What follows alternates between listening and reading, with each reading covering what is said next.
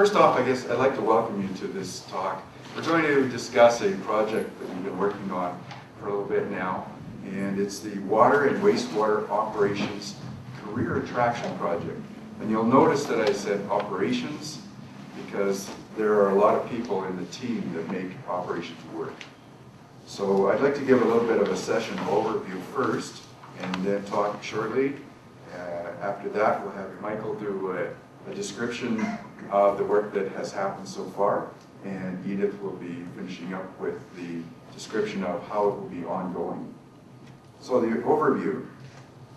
Well, first off, we met a gentleman by the name of Dave Manchuk with Alberta Employment and Immigration at another meeting, which led to a funding application that was sent in and engagement of Mr. Aherne to spearhead the work. So this is really how it started out initially. All along, stakeholders have been consulted and continue to be involved to work together toward developing useful tools and making them available.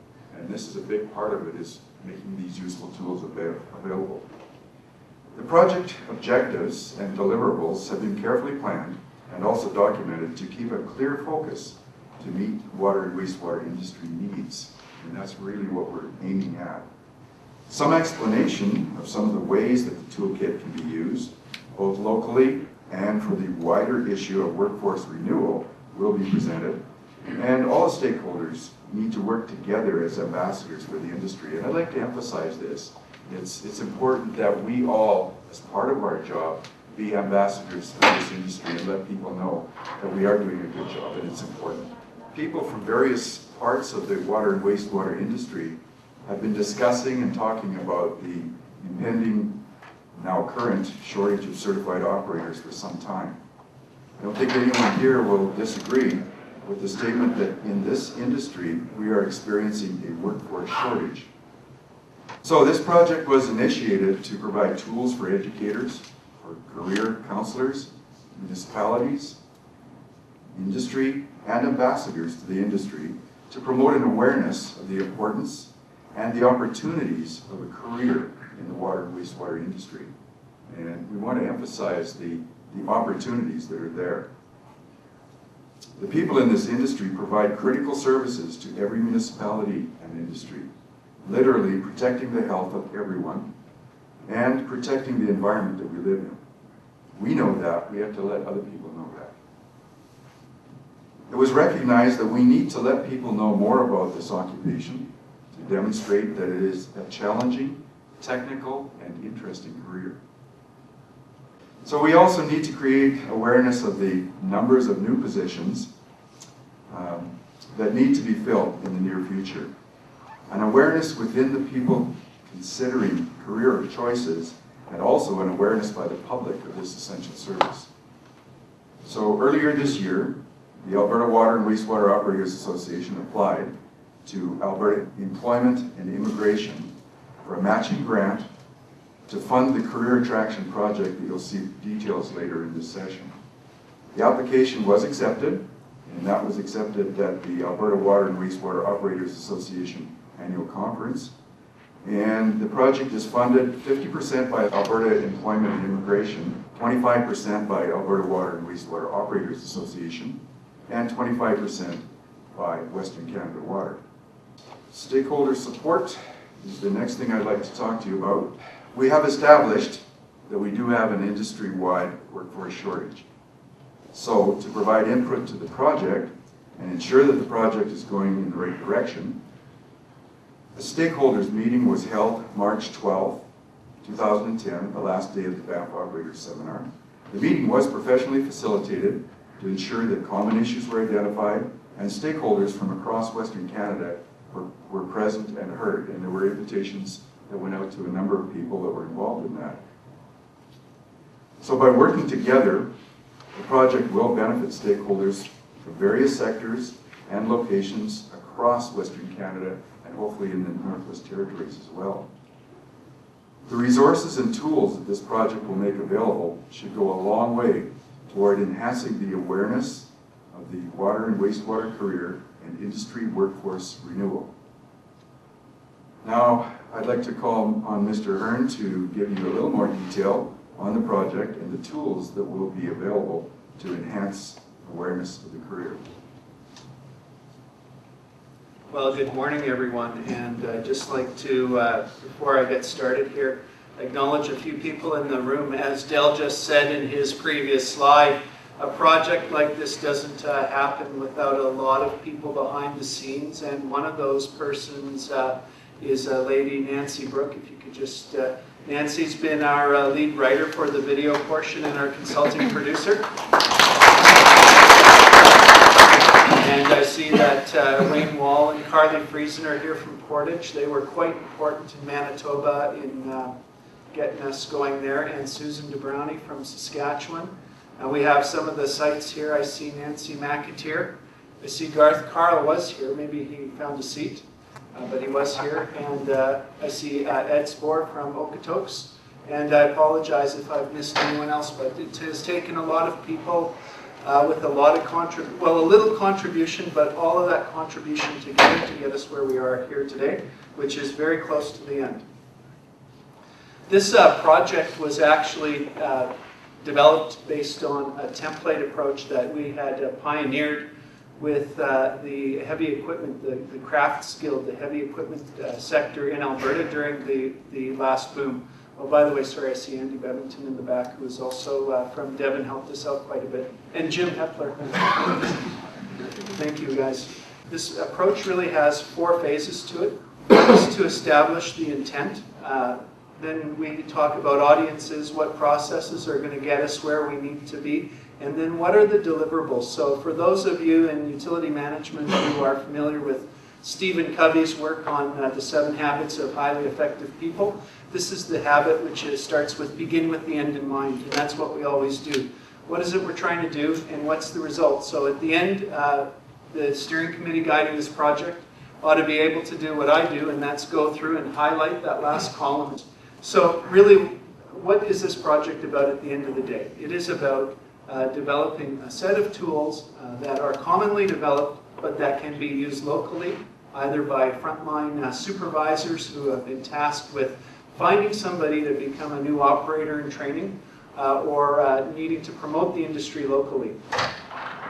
The other part of this is that we know that in a lot of sectors, a lot of people are aware of the demographics, and they look across the table and they're reminded, sometimes painfully, about the demographics. So we know there's an issue, and what are the things that together we can do something about it? And these projects, once we do them, they help us chunk off pieces of it so that we better understand a large issue like workforce renewal and how we can tackle it at a local level as well as commonly.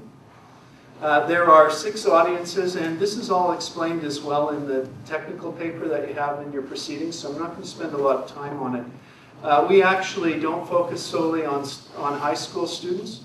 We're looking for people who are looking for a career change as well, or maybe they toiled around for a bit and they said, okay, now it's time to settle down and do something meaningful with my life, and here's an opportunity, as well as people who are looking for a career redirection, possibly from a trade, or somebody who's a non-traditional participant, such as perhaps a foreign-trained professional.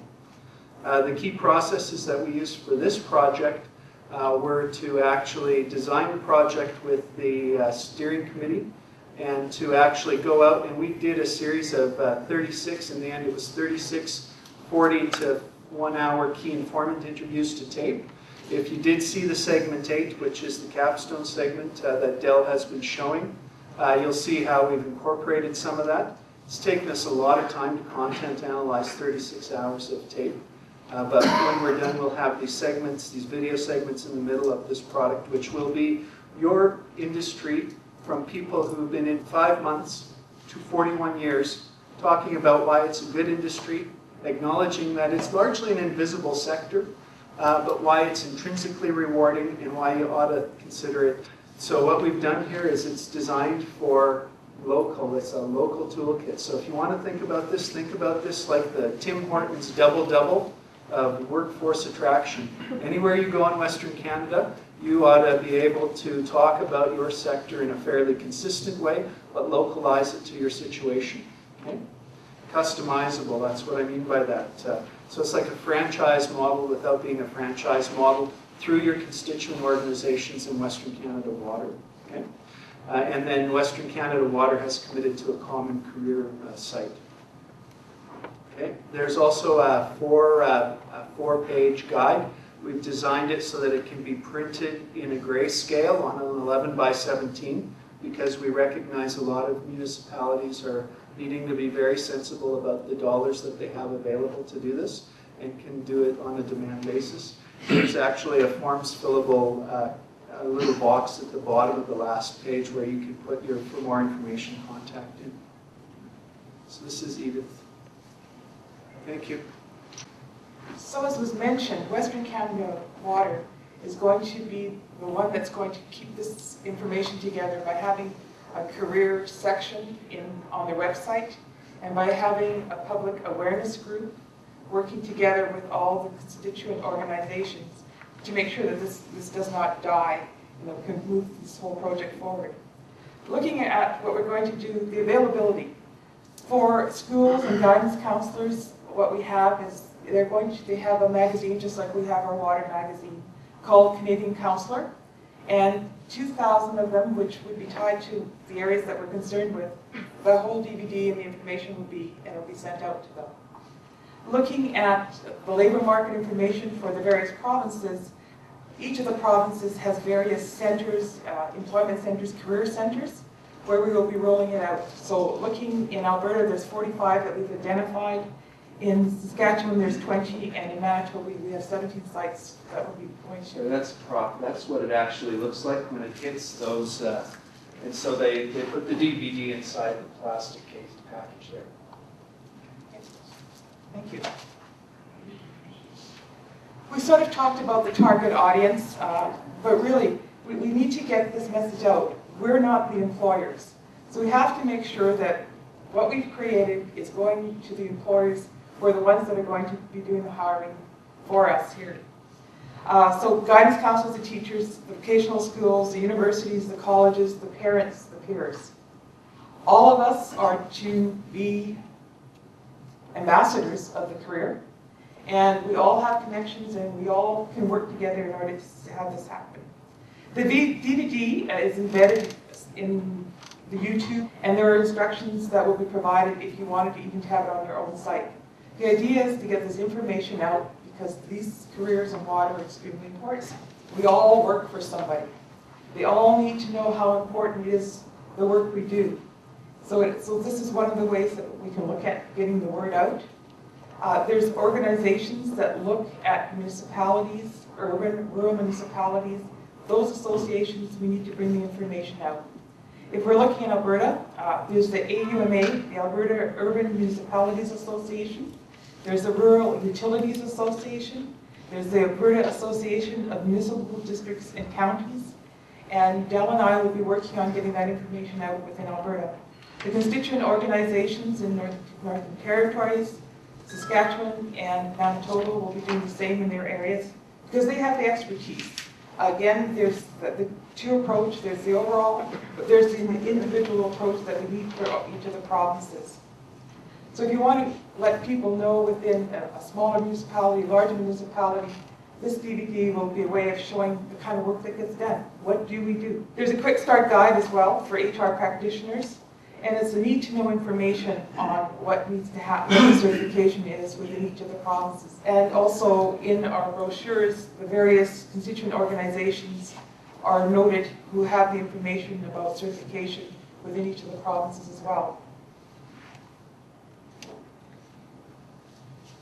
We've talked about workplace renewal, and certainly, as has been pointed out by my other two presenters, there's a real issue facing us in the next 5 to 10 years, with nearly 47% of the workforce being over the age of 45 and looking at retirements.